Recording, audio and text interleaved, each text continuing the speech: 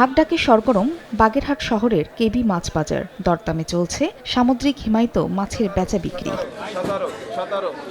তবে সাগরে মাছ কম ধরা পড়ায় বাজারে সরবরাহ কম। অল্প পরিমাণে মিলছে পোয়া, লইটা, চন্দনা, ট্যাংরা, যার কারণে মাছের দাম বাড়তি বলে অভিযোগ ক্রেতাদের। সপ্তাহ ব্যবধানে প্রকারভেদে কেজি প্রতি বেড়েছে 40 থেকে 50 টাকা।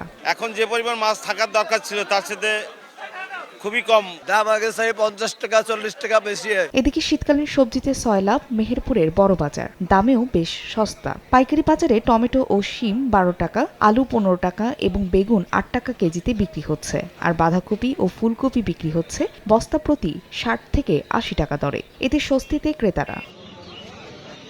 তবে দাম নিয়ে খুশি না বিক্রেতারা। পরিবহন খরচও উঠছে না বলে দাবি তাদের। খোলা শাক, আপনার পালং শাক, টমেটো এগুলো মাঠে আছে, কৃষকরা দাম পাচ্ছে না।